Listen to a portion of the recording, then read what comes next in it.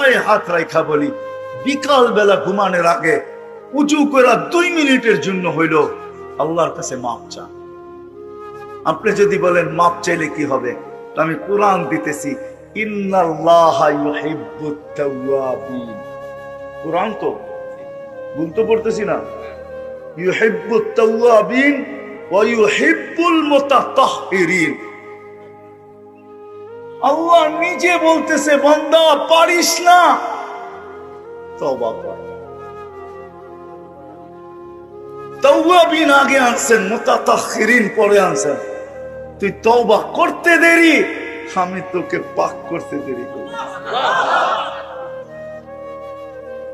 এতটুকু যদি করতো এই মজমা একজনও নাই, কিন্তু এই পর্যন্ত একজনও হাত উঠায়া বলতে পারবে না, দাড়ি কাঁচা হোক আর পাকা হোক, যুবক হোক আর বৃদ্ধ হোক, যে আমি ঘুমানোর আগে বা সকালে উঠা 5 ওয়াক্ত নামাজের পরে বাদ দিলাম, ফজরের পরে আর এশারের পরে ঘুমানোর আগে আমি আল্লাহকে বইলা ঘুমাইছি, মালিক আসলে তো পারি না কিছু, তুই কোথায়, আমি কোথায়,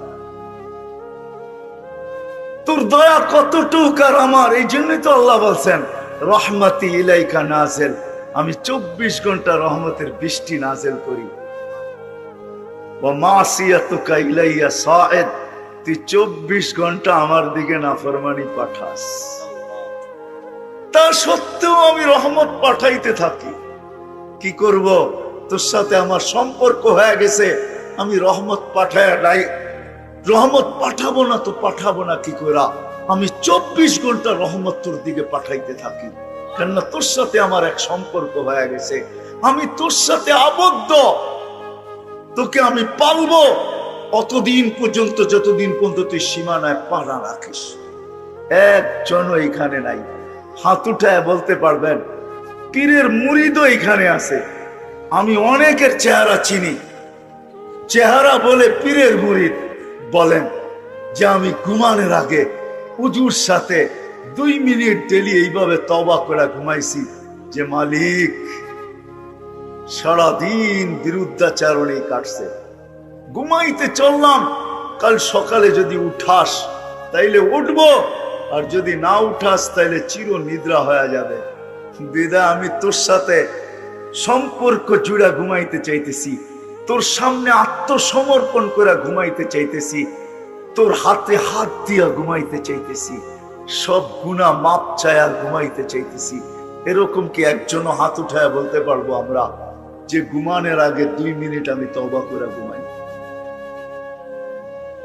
এই জন্য পায়ে হাত দিয়া বলি, প্রতিদিন জোশে উঠায়েন না, শর্তটাও শোনেন, প্রতিদিন এটার এহতেমাম চাই, এহতেমাম। হ্যাঁ, যেই জিনিসের এহতেমাম হয়, আহাব্বুল আমালি ইলাল্লাহি আদওয়ামুহা ওয়া ইন কাল্লা, এহতেমাম যখন হবে তো এটার গুরুত্ব ভিন্ন হবে। এই জন্য শেষমেশ বলতেছি, প্রথম তো 5 ওয়াক্ত নামাজ, আর যদি কিছু নাও পারি, ফজরের নামাজের পরে 2 মিনিট হইল নির্জনে বসা আল্লাহর কাছে তওবা করা। এই উম্মতের জন্য আল্লাহ এই মালা দিছেন। আমি যুবকদের পায়ে হাত রাখা বলি, যুবক তোমরাও করো।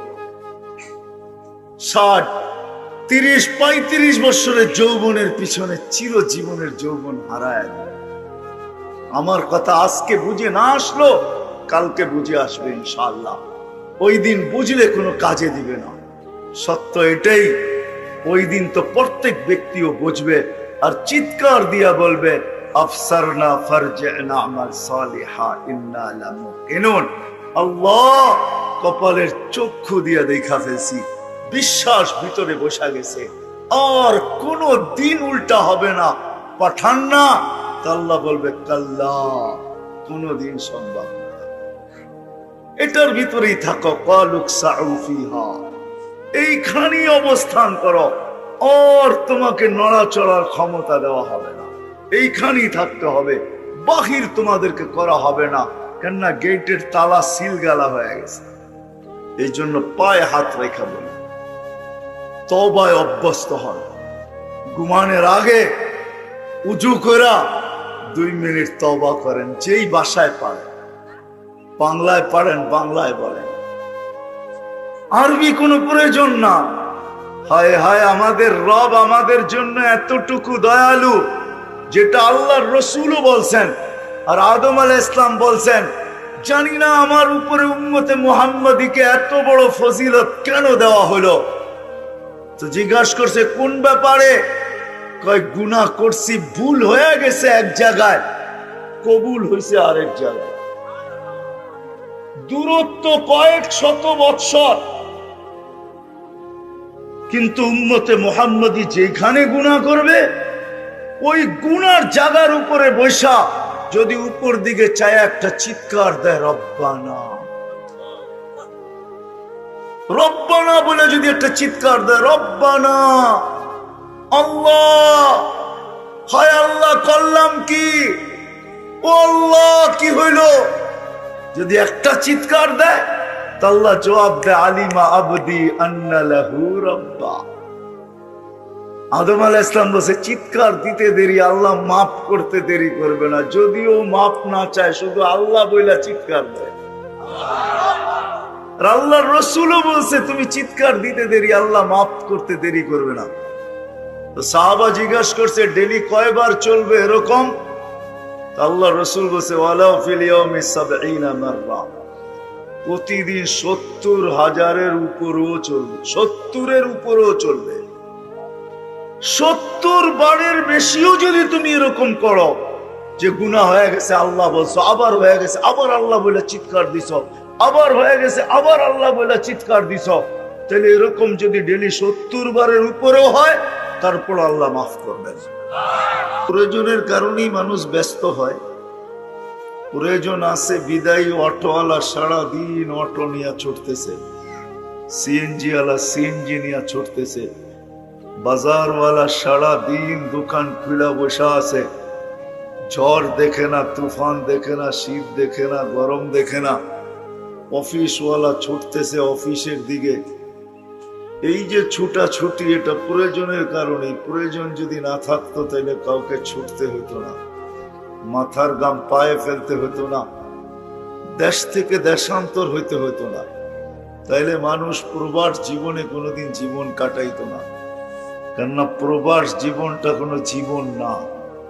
এটা যারা প্রবাসে ছিল বা আছে ওদেরকে জিজ্ঞাসা করেন যে প্রবাস জীবনটা কোনো জীবন মনে হয় না।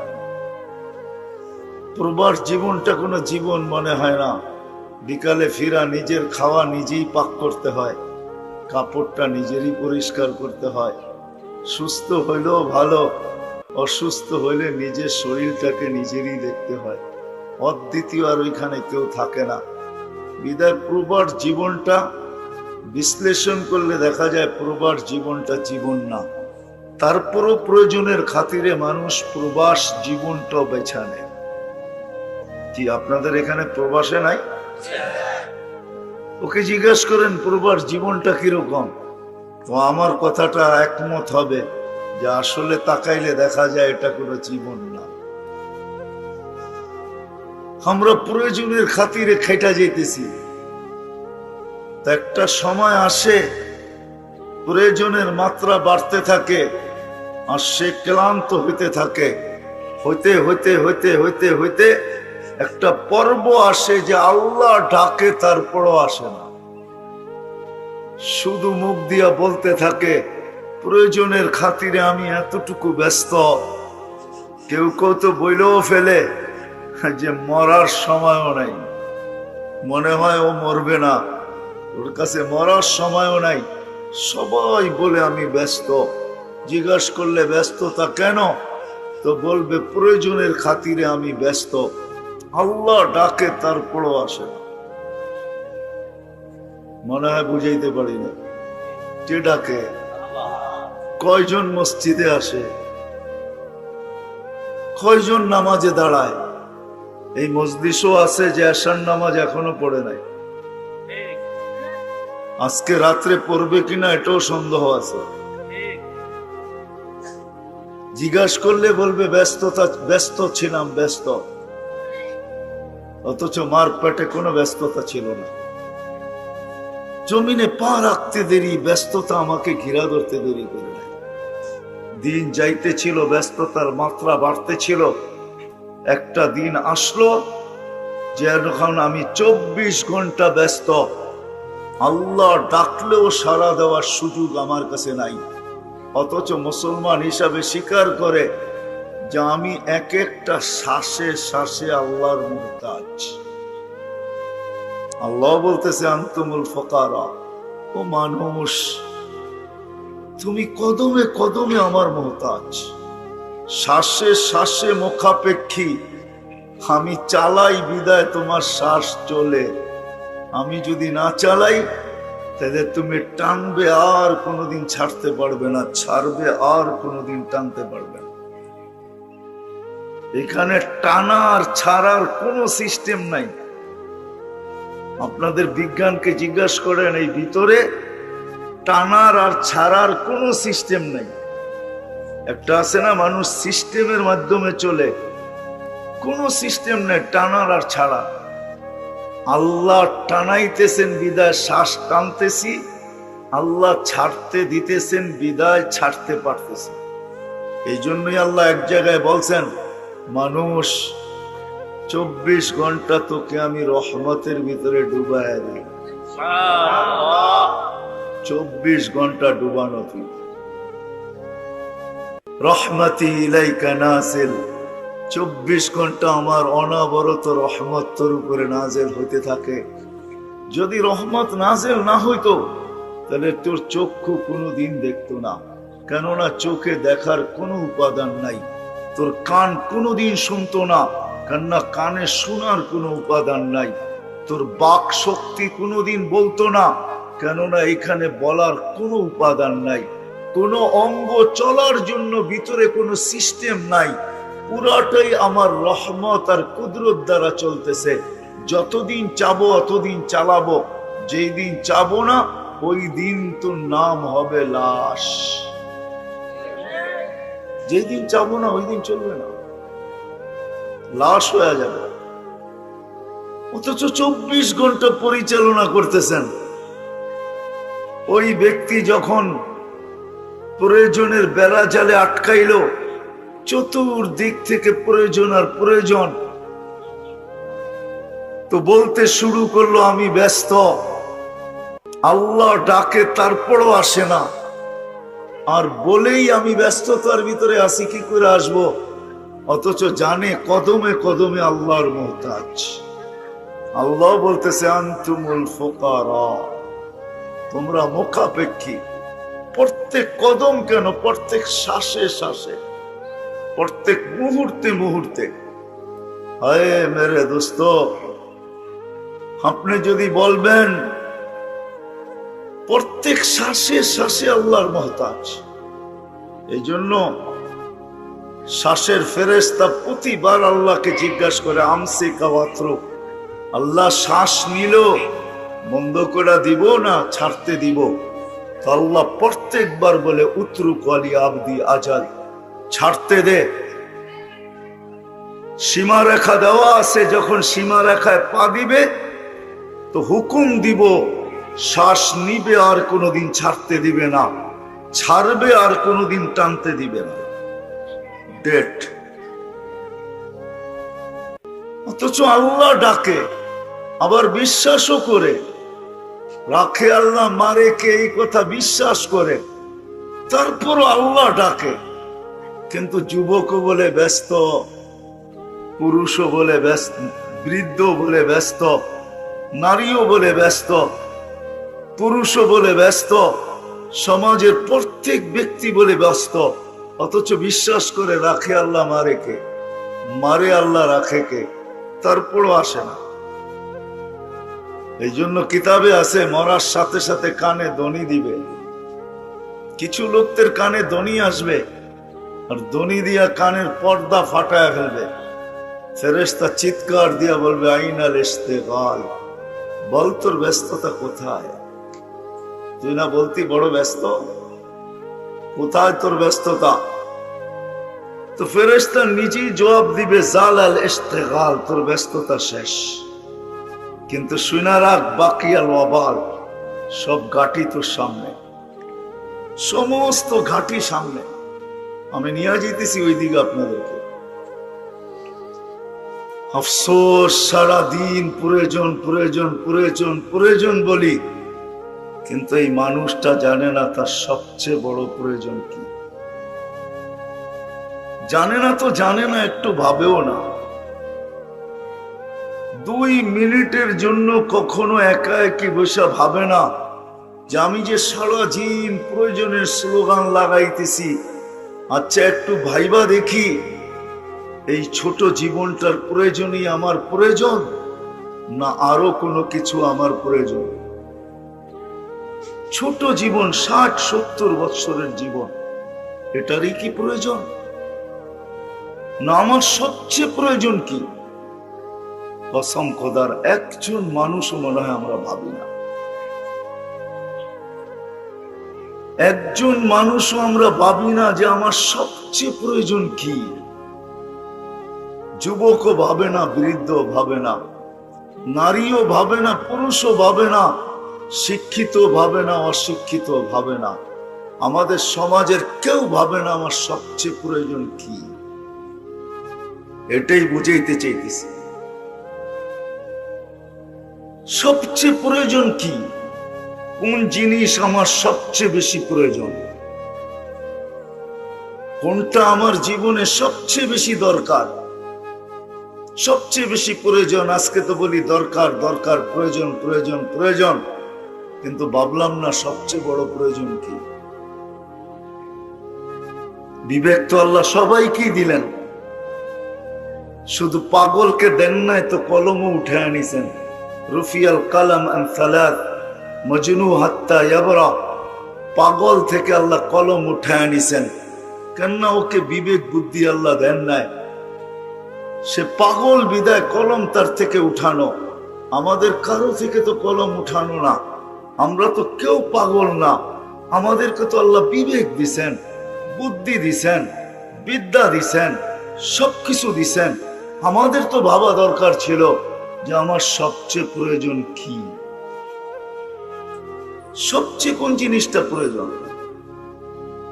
আজকের প্রয়োজনই সবচেয়ে বড় প্রয়োজন, না কোন জিনিসের প্রয়োজন। এই জন্যই কোরআন বুঝাইতে চাইতেছে কদ্দামাত লিগাত।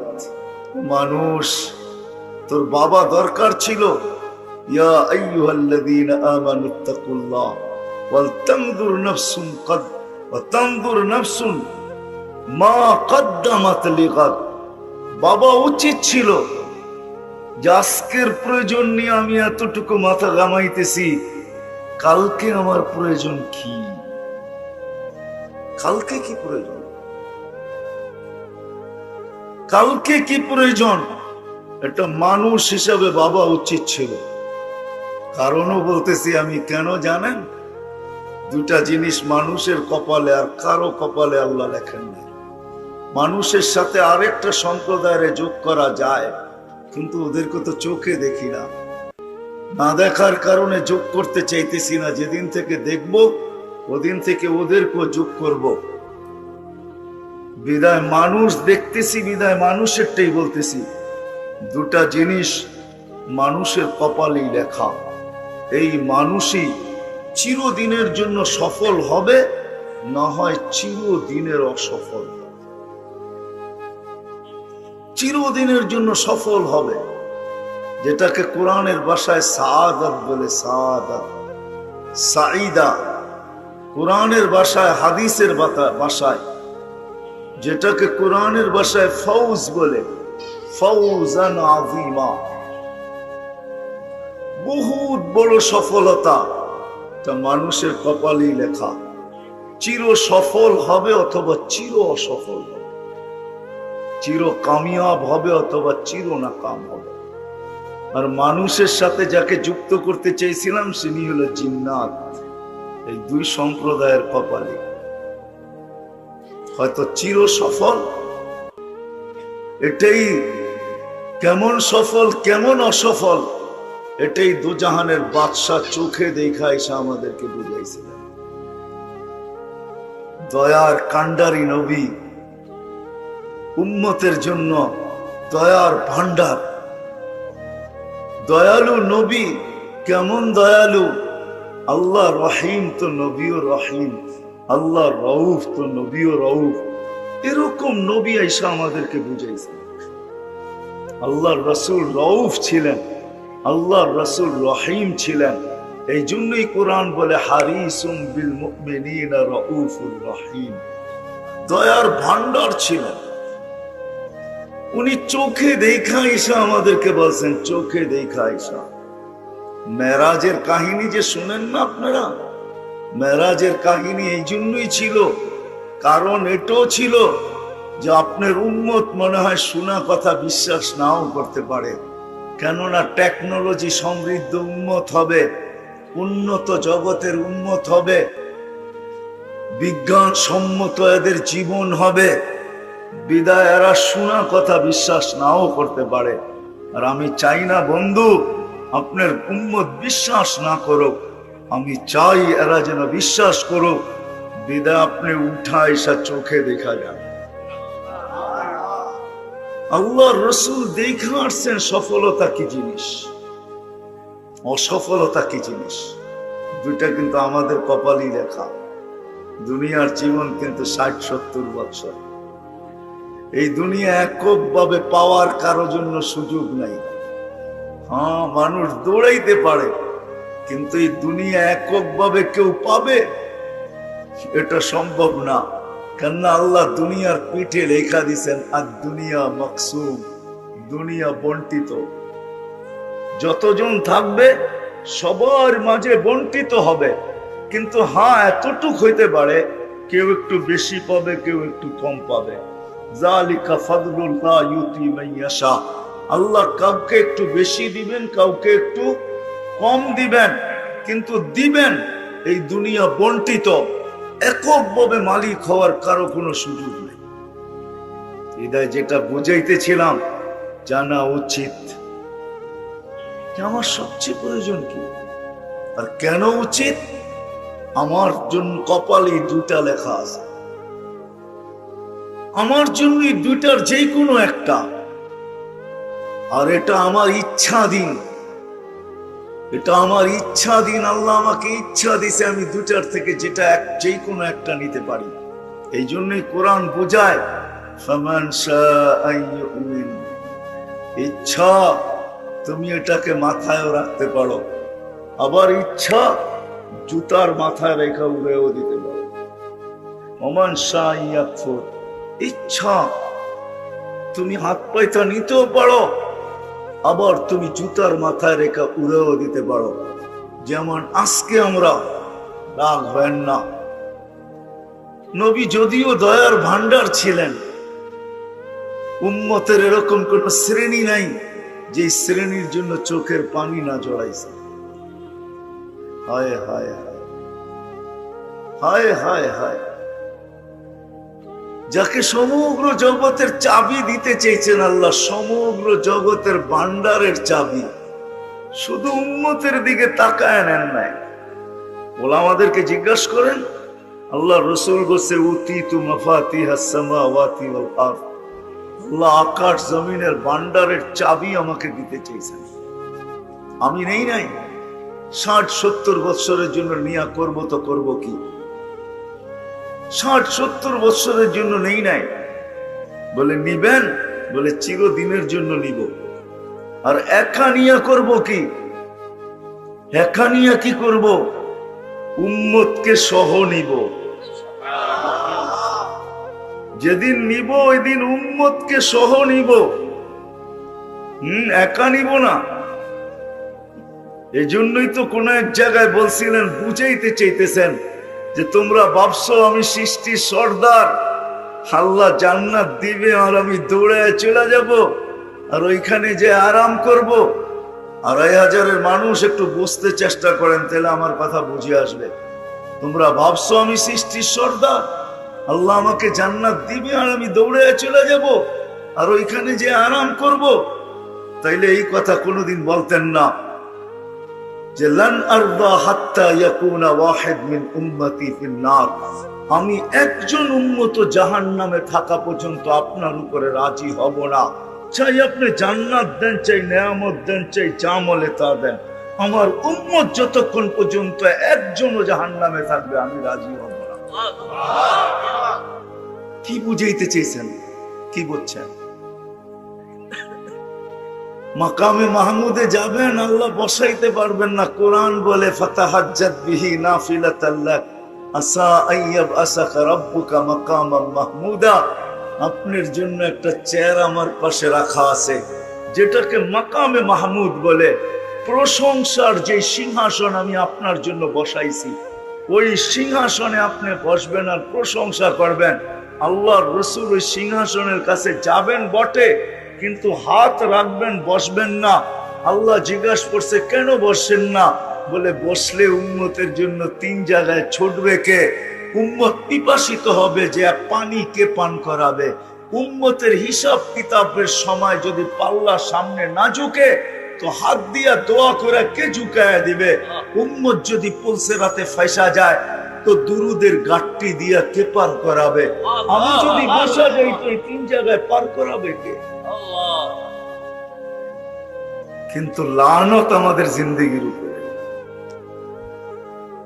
এতভাবে বুঝায় ওলামায়ে কেরাম, কিন্তু উম্মত বসতে চায় না। উম্মত তো নিশায়, 60-70 বছরের নিশা।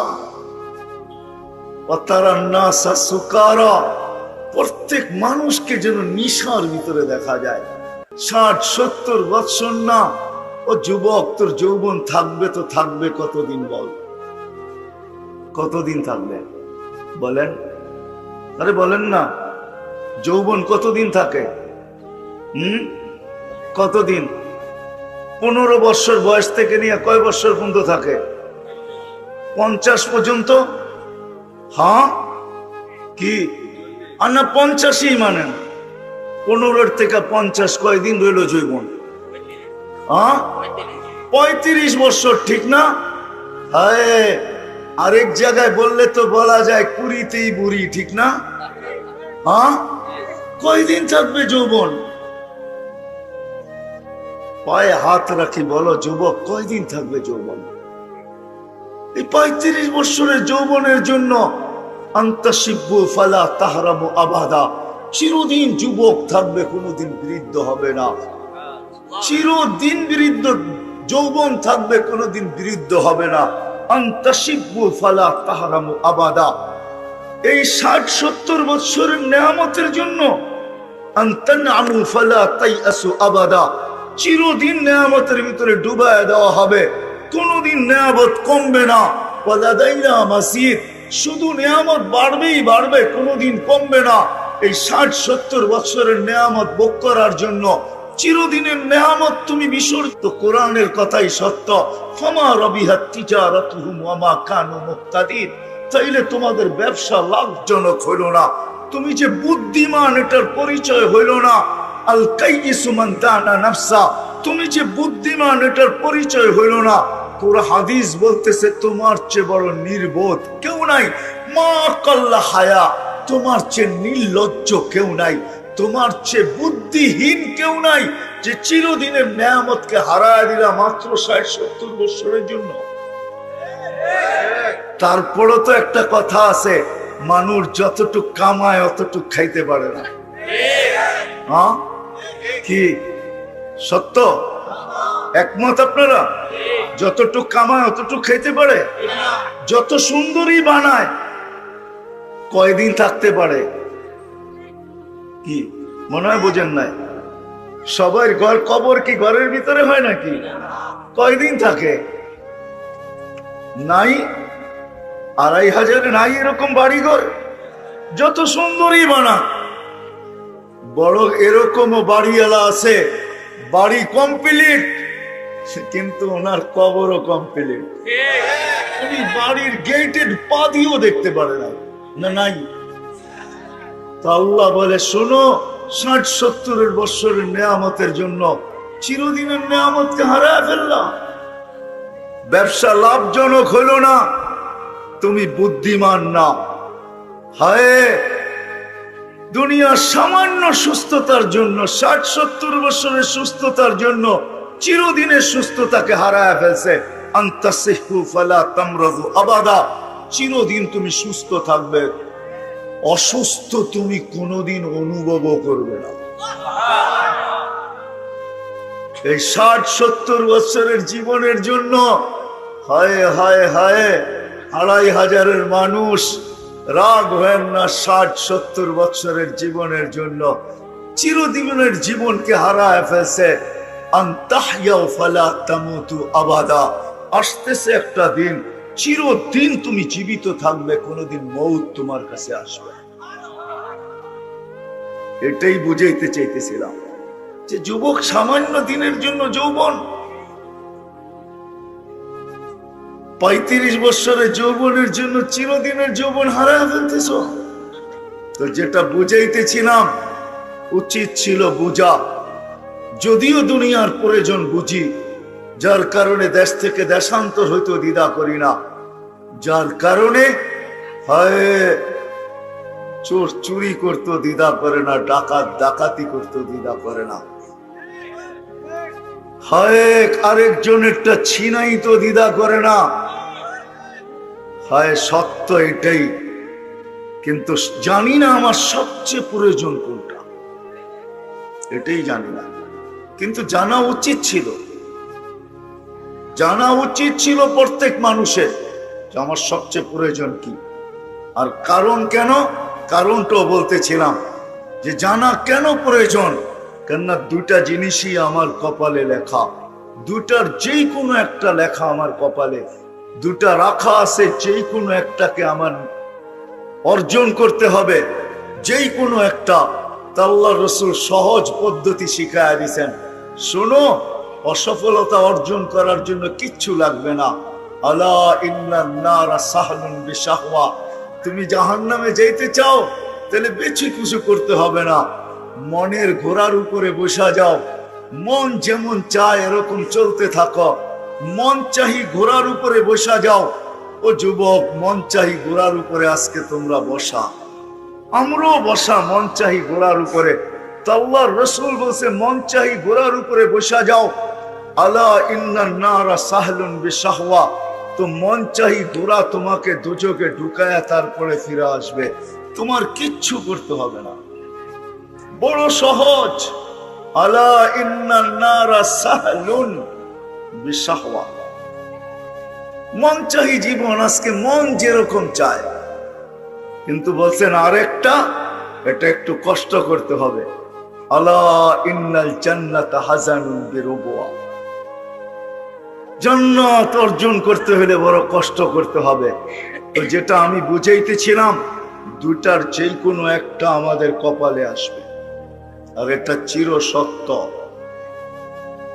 নাইলে যদি সত্য না হইতো তাহলে কোরআন এই কথা কোনোদিন বলতো না, ওয়া আম্মা মান সাকুলাত মাওয়াজিনুহু ফাহুয়া ফি ঈশাতির রাদিয়া। কোরআন এই কথা কোনোদিন বলতো না, ওয়া আম্মা মান খাফফাত মাওয়াজিনুহু ফাউম্মুহু হাবিয়া।